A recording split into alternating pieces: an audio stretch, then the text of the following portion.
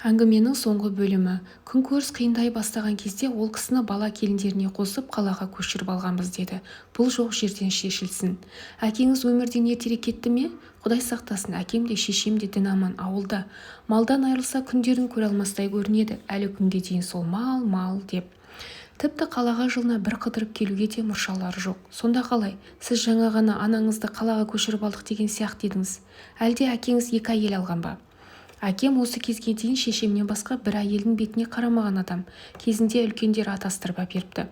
Өмірі бірін-бірі мүлде көрмеген кісілер ғой. Әкеміз қой аузынан шөп алмайтын өте момын кісі. Ал шешеміздің пысықтығында шек жоқ. Ауылға бара қалсақ сен келер деп сақтап жүргем деп сақырлай қатып қалған құрт ірімшігін сандығынан шығарады. Бірде үлкен жеңгем ой аллай күні кеше ғана аузымның дәмін алайын деп бір түйір құрт сұрағанда аузын қу шөппен сүртіп отыр еді. 40 жылғы тастай құрт ірімшігін тығып жүр екен ғой, неткен тас сараң еді деп жағасын ұстады деген Ақгүлдің жайма-шуақ үніне салқындық кірді. 40 жылға қатқан құрт ол кісінің сараңдығын емес, сағынышын көрсетпей ме? Баласына деген жүрек түкпіріндегі сарыптап сағынышы деді қабағын шытып. Өткенде радиоға сүйікті енеңізді кешіріңіз, мамаңызды құттықтауға келген екенсіз ғой, деді Ақгүл. Сосын туысы емес, тумасы емес бөтен біреуге қитыққаным қалай деп қысылды ма, үнсіз қалды. Сол күні бұл жұмыстан үйіне қас қарая қайтты. Жол жөнекей радионы қосқаны тағы да Ақгүлдің әндерін беріп жатыр екен. Көлік ішінде ән тыңдап келе жатып күндізгі әңгіменің бәрін ой елегінен өткізді. Расау, байғұс шешесі жырақта жүрген перзент. Кіндік қаны тамған қасиетті қара шаңыраққа күндердің күнде әйтеуір бір ат басын тірер деп бұның сыбағасын сақтап жүргеніне жазықты ма? Ішінен шыққан өз баласы тас сараң деп ұқса, кеше келген келін кепшігі не демейді? Қысы жазы мал соңында жүрген әкесі биыл күзде алла жазса 70-ке толады. Бар баласын оқытып аяқтандыру оңай ма? Өмір бойы бел шешіп жайбарақат отырған кезін көрмепті-ау шіркін. Айды аспаннан бірақ шығарып дүбірлете той істеп берсе қайтер еді. Кенет енесінің былтырдан бері шалым марқұм соңғы кезде түсімнен шықпай жүр. Ел жаққа барып ас беріп басын жаңарту керек деп құлақ қағыс қып жүргені ойына орала кетті. Келіншегінің де көңілін қимай уәде беріп қойған. Уәде Құдай аты. Біртүрлі әрі-сәрі боп самсоз отырып қалған. Күміс үнді тау бұлағындай сылаң қаққан сұлу әндері күнделікті күйбең тірлікті ұмыттыра, өзгеше бір әлемге жетелей берді. Бірде жаттығудан кештеп шыққан Ақгүл мен баласы ақырған аязда автобус күтіп тұр екен. Үйлеріне дейін әкеп салды. Бұралаң көше, жапырайған жаман үйлер. Әйгілі сазгер пеш жағатын жатаған ескі үйлердің бірінде тұрады деген үш ой ұйықтаса түсіне кірмеген. Апырай, тамаша әндер осылай көне лашықта өмірге келген ме сонда? Ертелі-кеш көз алдынан сол бір сұп-сұр сұрқай көрініс кетпей қойсын. 2 айрық жолда не істерін білмей, дағдарал уақыт, қанша уақыт. Ақыры көңіліндегі көрікті ойын Ақгүлге айтуға бел буды. Асып-сасып бірінің басы, бірінің соңы сөздің басын құра алсашы. Сен мүлде ешкімге ұқсамайсың. Бойыңда Құдай берген талантың бар. Сені бақытты етсем деймін, бірақ соны қалай істерімді білмей басым қатады. Қалай қайтып істесем екен? Құдай берген талантың бар дейсіз, сол талант деген не өзі? Мынау маржан көзді жүзге қараңызшы. Осынау асыл тас мұхит түбіндегі бір жәндіктің жарақатынан пайда болады деген. Балықтар тиісіп жарасы ұлғайған сайын таста көлемді қомақта бола түсетін көрінеді. Мен кейде өзімді мұхит астындағы сол жәндік сияқты сезінемін. Ол ішіне сөз астарына үңілді. Әндері сонда оның жарасы болғаны ғой. Соны бірақ кім түсінеді? Алғашқы ән кешім есіңізде шығар деп Ақгүл әңгімесін жалғастырды.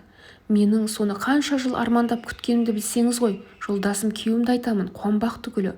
Оның шет жағасын өзіңіз де байқапсыз, Құдай-ау, ол дүлейге қайдан кезігіп жүрсіз деп сұрағысы келген. Алайда көңіліне келер деп тілін тістеді. Екеуміз студент кезімізде қосылдық. Қалада туып өскен жігіт, симфониялық музыка жазады. Өте еңбекқор, алайда өнерде бір жолы болмай-ақ қойды. Бәріне қолды бір сілтеп шетелге кеткісі келеді. Оған мен көнбеймін. Сосын кейде бар ашуы менен алады. Менің кемем өрге жүзсе, оның салы суға кетеді. Сосын оның алдына түспейін деп өмірі өзімді кейін тартумен жүретінмін. Жалпы ер адамдардың бәрі әйелдің өзінен асып кеткенін ұната бермейді ғой. Бизнесте болсын, өнерде болсын, мен соны ұқтым. Әндері ел аузына ілігіп, жұрт көзіне түсе бастағалы байғұстың басынан қара бұлт кетпей қойған екен-ау деп ойладым. Сосын шыдамның да шегі бар емес пе? Оның азабы мен мазағына көніп өмір бойы жапа шегіп жүре бергенше айырылып кетпейсің бе деп айтқым-ақ келді. Айырылысу деген ой соңғы уақытта басыма жиі келетін. Бірақ әке-шешені ойлайсың. Қартайғанда оларды жерге қаратқың келмейді. Бала жетім болмасын дейсің. Бірде қатты жәбірледі. Сосын ұлымды жетектеп түн ішінде шығып кеттім. Шынымды айтсам, баламды біреуге табыстап, өмірмен қоштасқым келді. Түні бойы тентіредік. Сонда қаланың әр тұсынан өзім ешқашан бас сұқпайтын жерлерден таныс әуендерге кезіктім. Салтанатты сарайлар мен қымбат ресторандардан, көп қабатты үйлер мен студент жатақханаларынан, солардың айқара ашылған есік терезелерінен өз әндерінің сыртқа төгіліп жатқанын өз көзіңмен көріп, өз құлағыңмен естіген екенсің ғой жаным. Әуелетте ән шырқап, тербеле билеп жүрген жандардың сыртынан сұқтанып ұзақ тұрдым. Мұңсыз, қамсыз, бейтаныс жандар. Терезе сыртында барар жер, басар тауы жоқ менің тұрғанымды қайдан білсін деді Ақгүл, өткен күндерді көз алдына қайта өткізіп. Бала кезімде әжем жақсы әйелде қыздың ибасы мен ер жігіттің қайраты болу керек деуші еді. Сол жалғыз ауыз сөз санамда қайта жаңғырықты, жігерімді қамшылады. Болат кезді қайрақ тиген сайын өткірлене түседі, жасық темір мүжіле береді. Құдай маған елді қуансын, тебірентсін, ойлансын деп ерекше қабілет сыйлаған екен. Не қиындық басыма түссе де езіліп еңіремеймін деп райымнан қайтып тәубеге келдім. Мені бақытсыз деп ойламаңыз деді ол күлімсіреп. Бұлқына бұрқанған тентек жүрегіндегі алау сезімге сабырдың салқын суын себелеп алып ұшқан. Албырттықта асау көңілін ақылмен тізгінде үлкен жеңіс, теңдессіз ерлік деп кім ойлаған сол кезде. Енді тіпті жүзінен шуақ төгілген сынық мінезді сыпайы жан күндіз-түні ойынан шықпай-ақ қойғаны. Алғаш рет балауса сезім оянған жасөспірім жігіт сияқты. Уақыт атты қалың кітаптың сарғайған парақтары арасындағы семіп қалған жалғыз қызғалдақ көктеммен бірге қайта тірілгендей. Жоқ, бұл әсіре қызыл тез оңар өткінші сезім де көрсе қызарлықта емес. Бұл өмірі бастан кешпеген ерекше сезім. Үйде оңаша қалса тыңдайтыны соның әндері. Қалқан құлақтай баласы соңғы уақытта жаттығуға қаланың бір түкпірінен жалғыз өзі келіп жүр. Өңіне қан жүгіріп, таралып, денесі шымырланып келеді. Бір күні қалалық жарыстан жүлдері оралды. Сол күні Ақгүлге телефон шалды.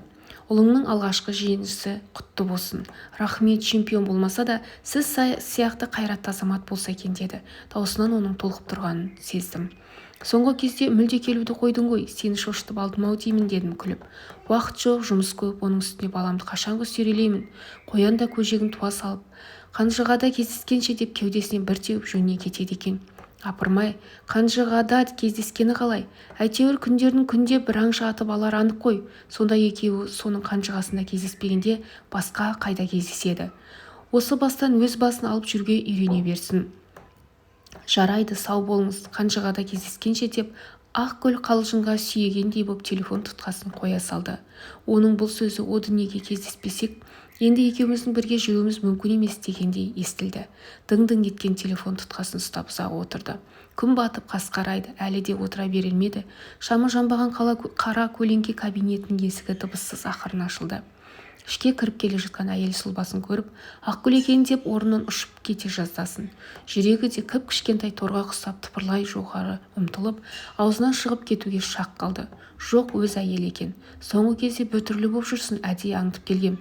Оңашада бір сылқымен құшақтасып отырса үстінен түсейін деп сықылықтай күлді. Қойшы, қайдағын айтпа, елдің бәрі кетіп қалғанда сенікі не отырс? Жүреге қайтайық деп ол мойын асылды. Үстінен қымбат өткір әтірдің өткір иісі аңқиды. Шаршап тұрмын деп оның жұп-жұмыр білегін сырып тастады. Жүр, үйге қайтса қайтайық. Осы сенікі ненің күйігі? Неге шылым шектің? Өмір істемеген әдетіңді істеп. Не болды сонша? Ана ауылдағы жұмыссыз інілеріңді қайтсам қалаға келем деп басын қатып отыр ма? Асырай алмайтыны бар, шешең неге туған оларды шұбыртып? Жоқ, қорықпа, олар қалаға шұбырмас үшін мен ауылға қайтамын. Осы шаруаны талайын ел жақтан да істеуге болады. Енді ертеңнен бастап мынаның бәріне өзің ие боласың деді. Шаршаңқы бірақ кесімді үнмен. Осынау тосын ойдың қайдан басына келгеніне өзі де қайран. Бірде ерте көктемде көкөніс өсіретін жылыжайда інілермен бірге жұмыс жасап жатқан. Күні бойы тынбастан жер-көктің жаңалығын айтып самбырлап тұрған радио ымырт үйіріле Ақгүлдің мұңды да сырлы әндерін төксін.